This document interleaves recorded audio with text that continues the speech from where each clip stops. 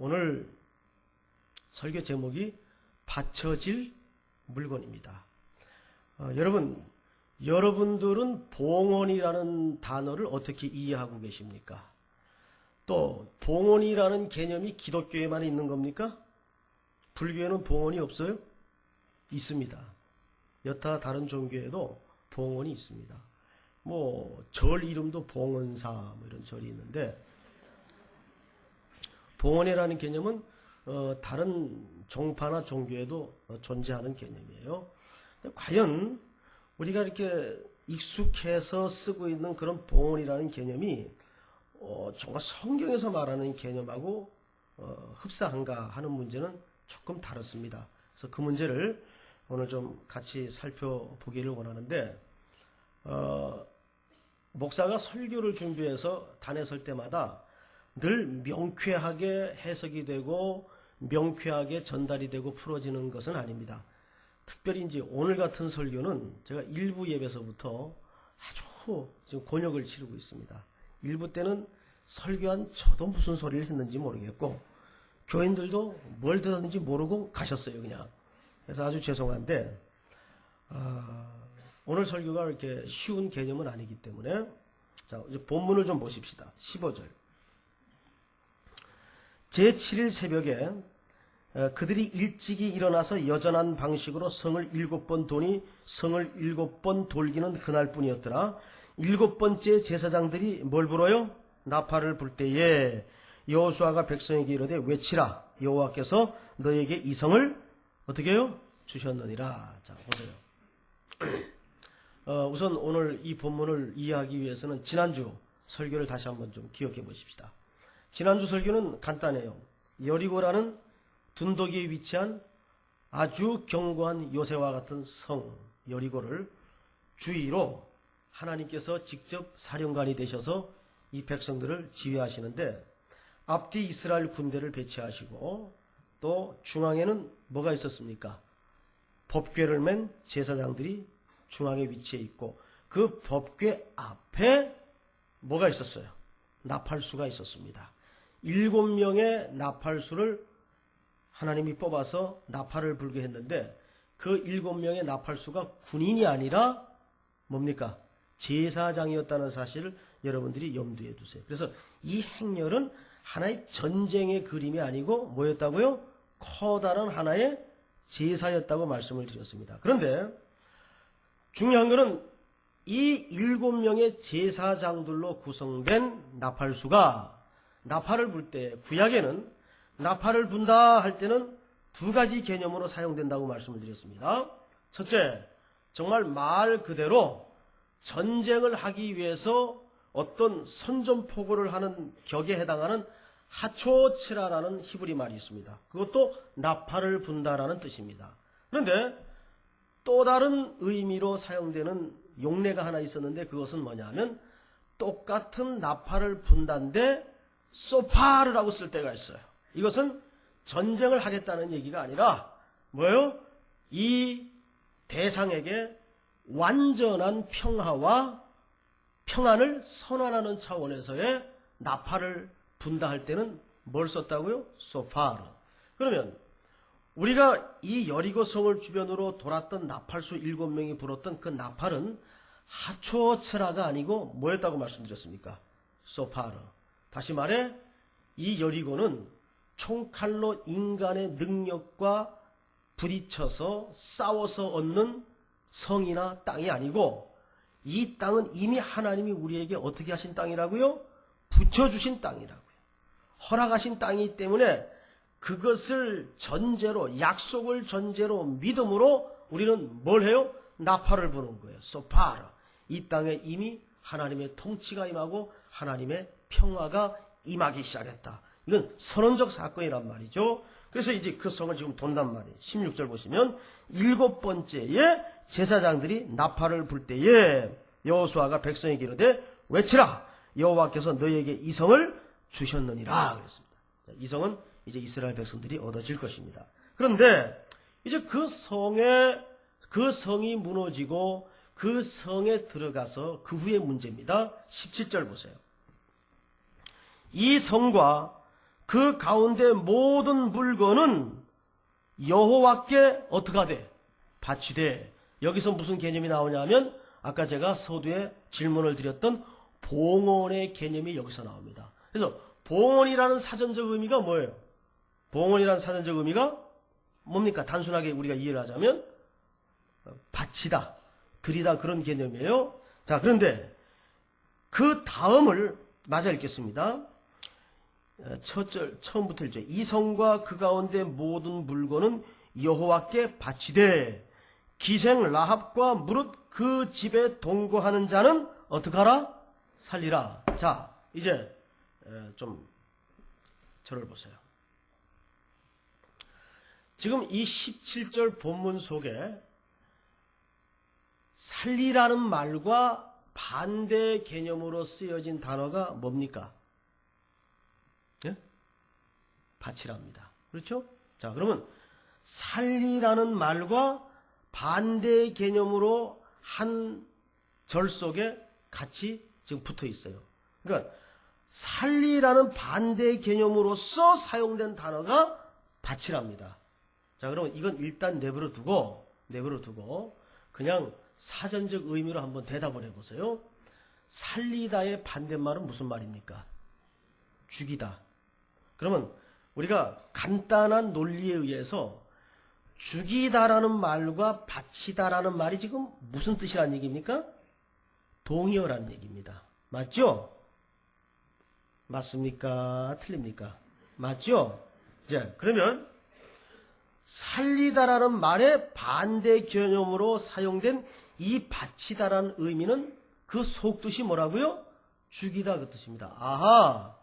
그러니까 오늘 이 성경에서 이 성과 그 가운데 모든 물건은 여호와께 바치되라고 이 명령한 이 바치되라는 말 속에는 전부 어떻게 하라는 얘기입니까? 죽여라 그 말이. 전부 죽여라. 왜? 여긴 이유가 있어요. 여호수아가 이 본문을, 이 명령을, 이 구체적인 신뢰를 어느 날 갑자기 즉흥적으로 끄집어낸 명령이 아닙니다. 이 명령은 이미 율법에 이렇게 되어 있습니다. 신명기 20장을 한번 찾아보십시다. 오늘 성경을 몇 군데 좀 찾습니다. 신명기 20장. 성경을 다 펴십시오. 20장 16절.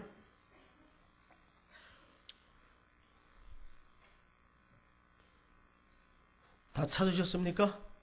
네. 제가 먼저 읽겠습니다. 오직 네 하나님 여호와께서 네게 기업으로 주시는 이 민족들의 성읍에서는 호흡 있는 자를 하나도 살리지 말지니 곧 헷 족속과 아모리 족속과 가나안 족속과 브리스 족속과 히위 족속과 여부스 족속을 네가 진멸하되 네 하나님 여호와께서 네게 명하신 대로 하라. 왜 이런 아주 무자비한 진멸을 명령하셨느냐? 자, 18절 다 같이 시작. 이는 그들이 그 신들에게 행하는 모든 가증한 일로 너희에게 가르쳐 본받게 하여 너희로 너희 하나님 여호와께 범죄케 할까 함이니라. 자, 여기 분명하게 진멸 명령한 이유가 나옵니까 안 나옵니까? 자, 이제 덮으세요. 덮고 저를 보세요. 우리는 성경을 읽을 때 가장 경계해야 될 사상이 뭐냐면 인본주의적 사고입니다. 또는 성경을 윤리나 도덕책으로 이해하는 겁니다. 야, 어떻게 하나님이 가나안 진군을 앞두고 이렇게 무자비한 명령을 할 수가 있느냐? 그것도 애 젖먹이까지 다 죽이라는 명령을 할 수가 있느냐? 그러나 이 명령은 아주 중요한 영적인 원리가 담아져 있다는 것을 여러분들이 놓쳐서는 안 됩니다. 이것은 이미 이 땅에는 회복할 수 없는 죄와 우상숭배와 악함이 가득한 상황입니다. 자, 여러분 기본적으로 한번 상식선에서 한번 여쭤볼게요. 하나님은 모든 민족이 복받기를 원합니까? 원하지 않습니까?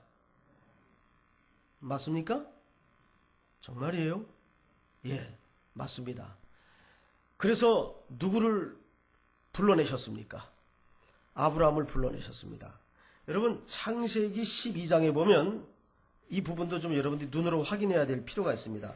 뻔한 본문 같지만 이게 결코 뻔하지 않는 것이 창세기 12장을 좀 열어보세요.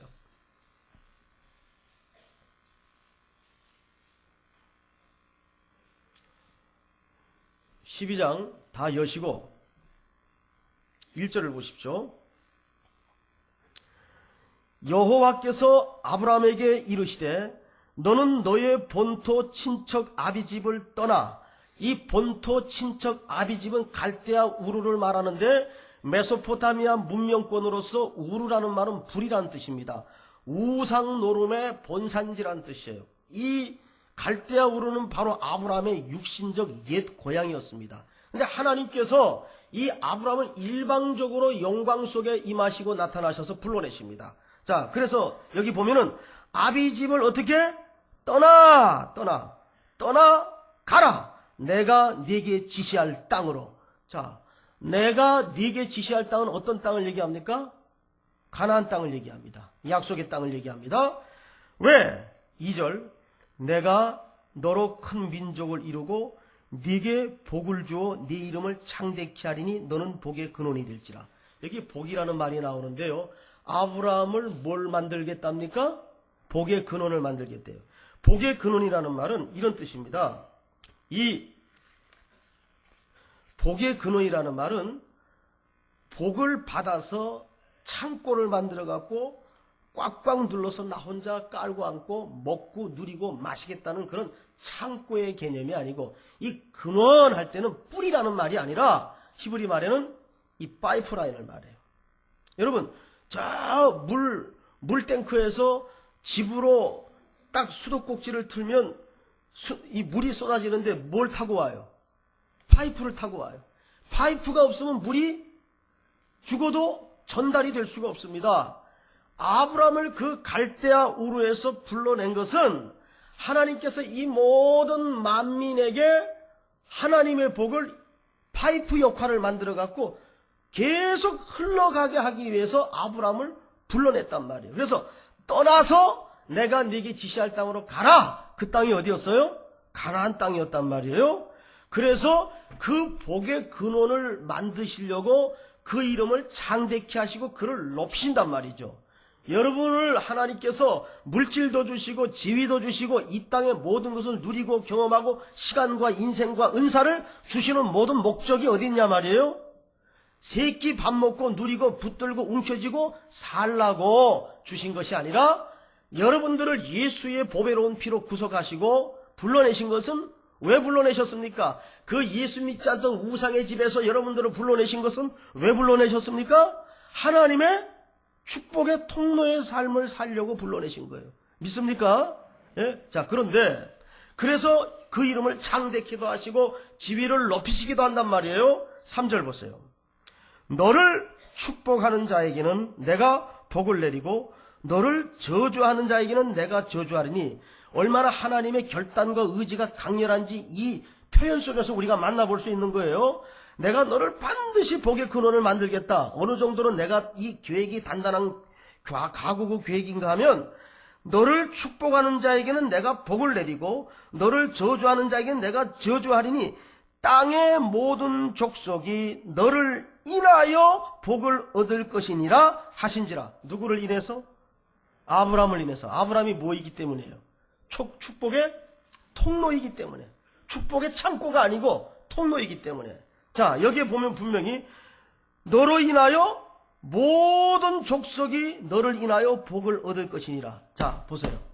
그러면 이때 이미 하나님께서는 가나안 땅의 이 백성들에게 하나님이 무슨 계획을 갖고 계셨어요?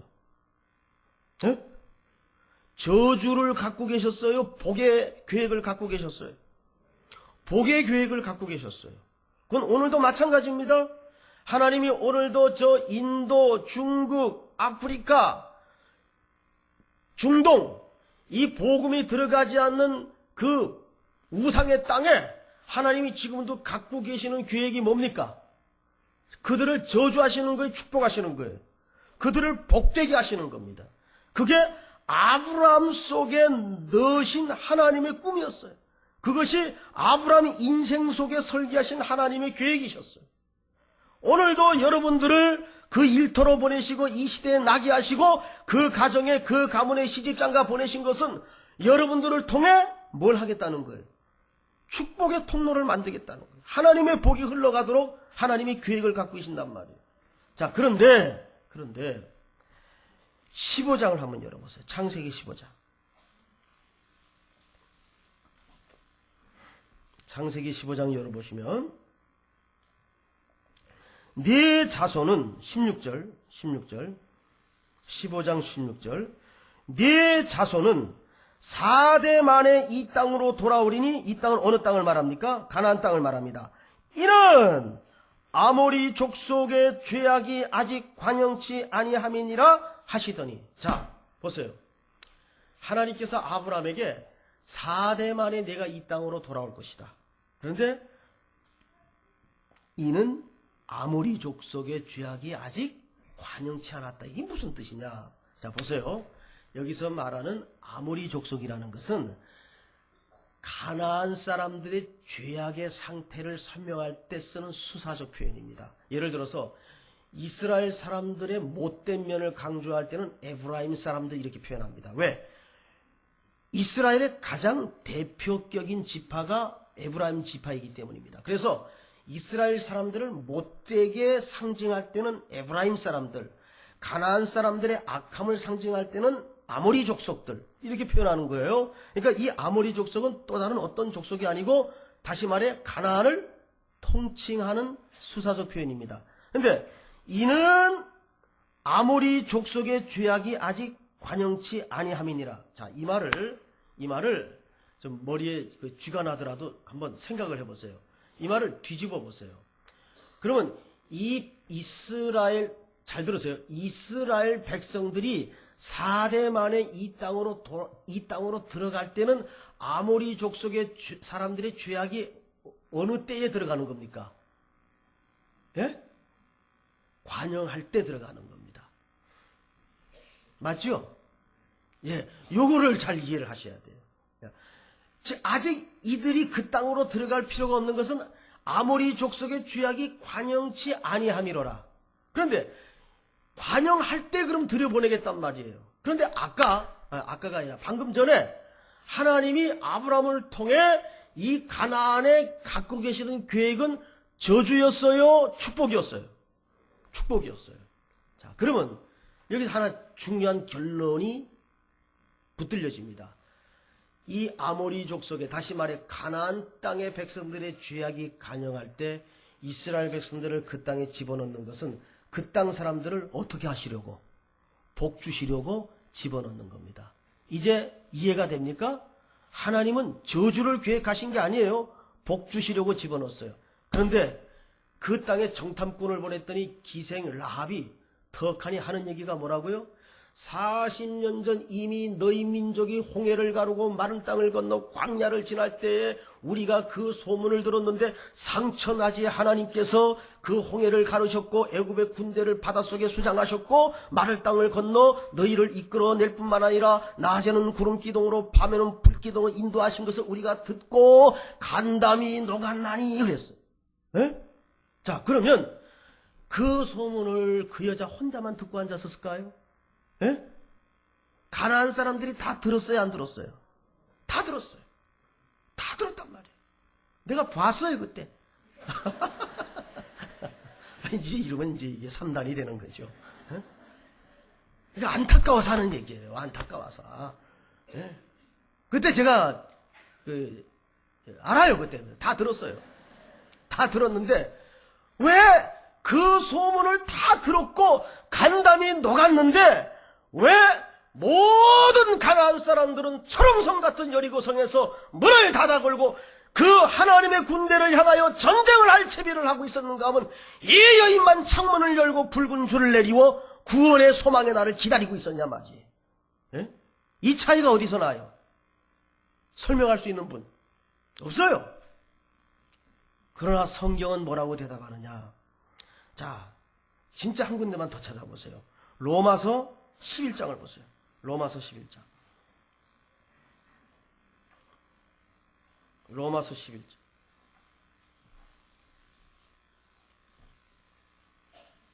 22절. 22절.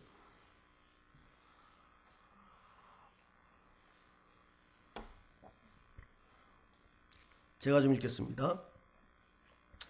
그러므로 하나님의 인자와 어미를 보라. 넘어지는 자들에게는 어미가 있으니 너희가 만일 하나님의 인자에 거하면 그 인자가 너에게 있으리라. 그렇지 않으면 너도 찍히는 바 되리라. 23절. 저희도 믿지 아니하는데 거하지 아니하면, 이게 이제 말이 이상하게 꼬여 있는데 부정의 부정은 긍정이죠. 그러니까 저희도 믿는데 거하면 접붙임을 얻으리니 이는 저희를 접붙이실 능력이 누구께 있습니다? 하나님께 있습니다. 할렐루야. 자, 보세요. 그러니까 여기서 우리가 410장의 찬송을 노래할 수밖에 없는 것이, 하나님의 은혜로 이 쓸데없는 자 왜 예수 믿게 하는지 난 알 수 없도다. 이것이 우리 찬송의 고백 아니에요? 왜 그 하나님의 군대에 대한 그들이 이 도성을 향해서 다가오고 있다는 소식을 다 들었음에도 불구하고 왜 라합만 창문을 열고 그 구원의 날을 소망하고 있었냐 말이에요. 왜 다른 백성들은 다 초롱성 같은 여리고성에서 그들을 향하여 대적할 계획을 세우고 있었느냐 말이에요. 이거는 커다란 영적인 사인이에요. 그래서 고린도전서의 사도 바울이 고백하기를, 전도에 미련한 것은 택한 자에게는 뭐예요?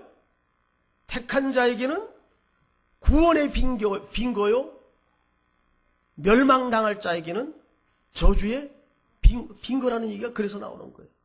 똑같은 사람이 똑같은 내용을 가서 전하는데 어떤 사람은 탕탕 튀기고 어떤 사람은 왜 이제야 왔습니까?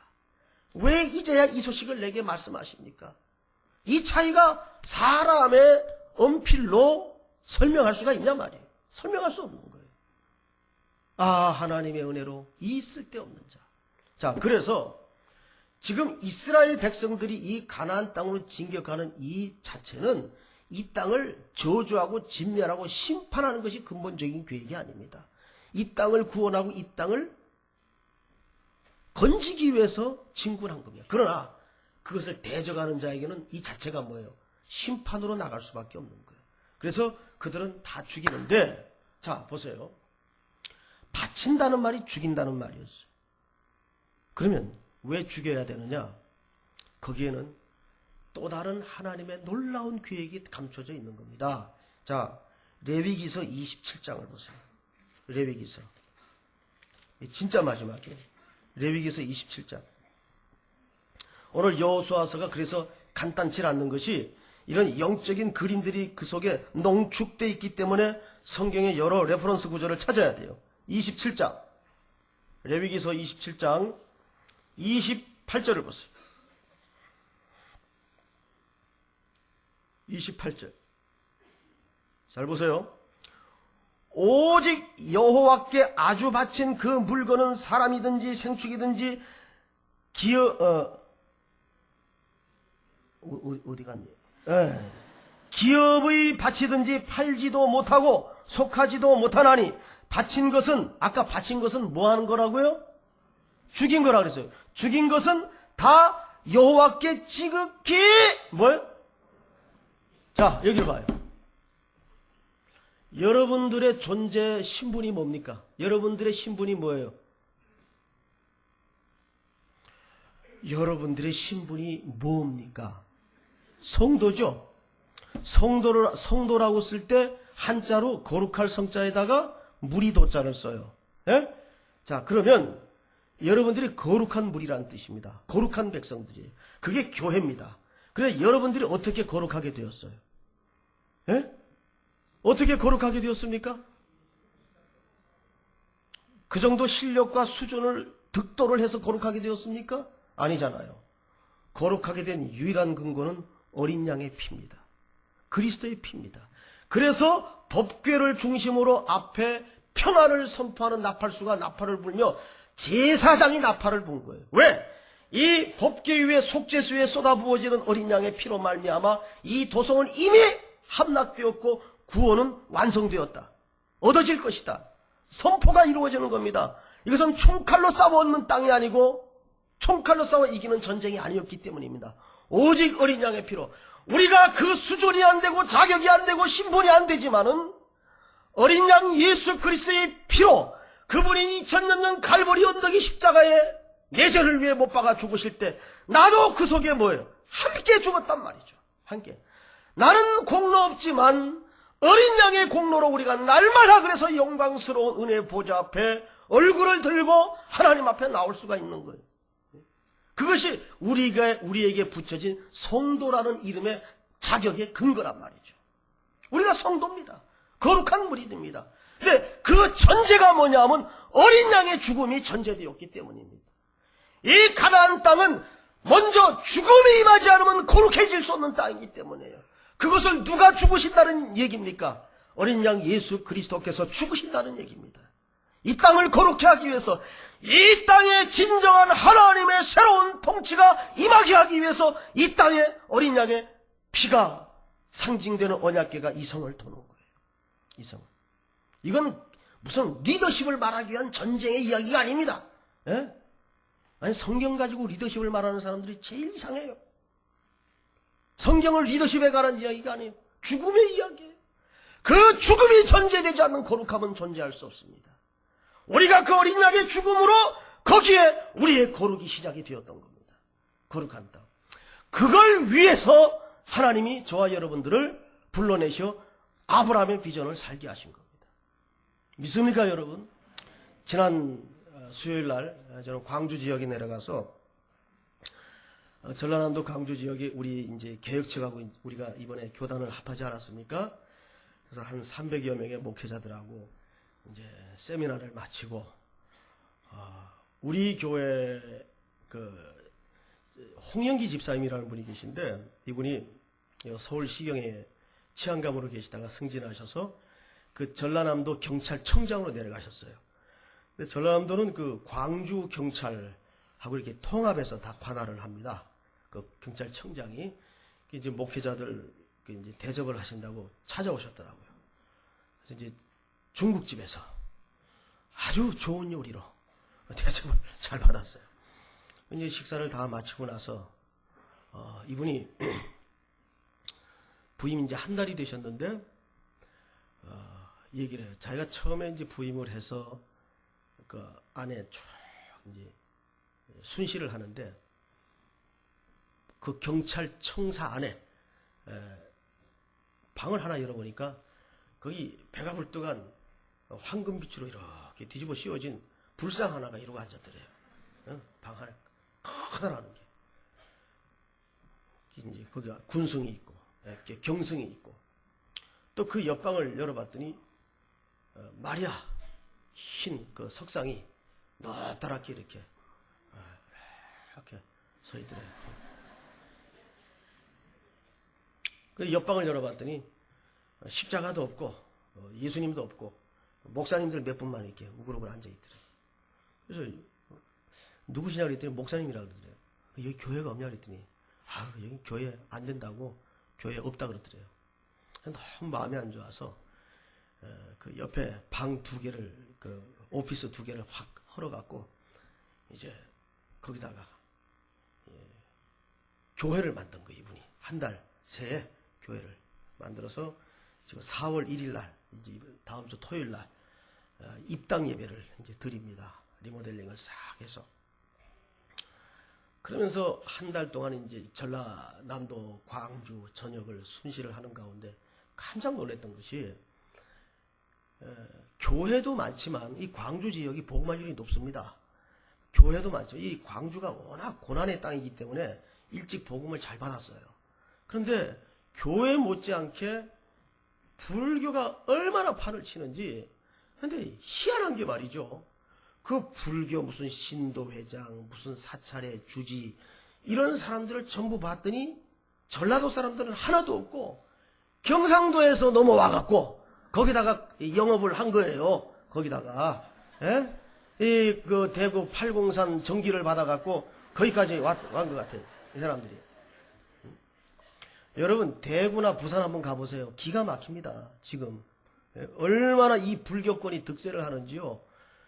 여기 영남권에 고향을 둔 분들은 좀 안타까운 마음으로 고향의 복음화를 위해서 기도해야 됩니다. 예?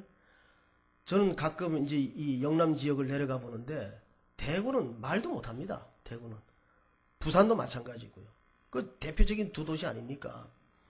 근데 이제 거기서 하다 못해 전라도까지 가갖고 끼에 차려놓고 영업을 하는 거예요. 그래서 너무 마음이 안 좋아서 이분이 기도 제목을 내놓는 거예요. 난 처음에 기도 제목을 내놓길래 뭐 대개 이제 군인이나 또 그런 고위 공직에 있는 분들의 그 꿈이 가장 그 탑에 오르는 거 아닙니까? 또 승진하는 거 그런 제목이 있거니 했는데 옆방으로 따로 가자 그러더니 기도를 부탁하는데 목사님 저는 직책에 관심이 없습니다. 하나님께서 저를 여기 보내셔서 여기에 머무는 동안에 정말 이 지역의 교회와 협력해서 광주와 호남, 이 고난의 땅에 하나님의 교회가 회복이 되고 이 고위 공직자들이 이 경찰청 또 각 그 파출소, 경찰 이런 사람들이 다 복음화될 수 있는데 제가 쓰임 받도록 저를 위해서 좀 기도 좀 해주십시오. 꼭 선교사 같은 기도를 부탁을 하시더라고요. 얼마나 마음이 전라도 말로 짠한지 제가 아주 밥값하느라고 또 기도를 간절히 했습니다. 먼 거 다 소화될 정도로 하여가 열심히 기도를 해줬어요. 아브라함의 비전이 뭡니까? 하나님은 지금도 여러분 삶의 현장과 주변을 돌아보면 그렇게 죽음의 땅, 생명 없는 영혼 얼마나 안팎으로 널려져 있습니까? 지금 이 시대 여러분들을 그 일터에 그 삶의 현장에 그 가문에 그 가정에 보내신 것은 떠나서 가게 한 것은 여러분들을 통해서 생명의 복음을 증거케 만들고 하나님의 통치가 임하도록 여러분들을 보내신 겁니다. 그 꿈을 가지고 일어나야 됩니다. 다시 한번 강구하는 것은 여러분들의 남은 생애가 정말 이 여리고와 같은 황폐한 대한민국 불모지, 영혼의 불모지 땅에 여러분들이 가는 곳마다 예수의 생명이 회복되고 예수의 능력이 회복되고 하나님의 통치가 여러분들을 통해서 재현되는 여러분들로 말미암아 하나님의 복이 흘러가는 복된 역사가 순종되어지기를 축복합니다.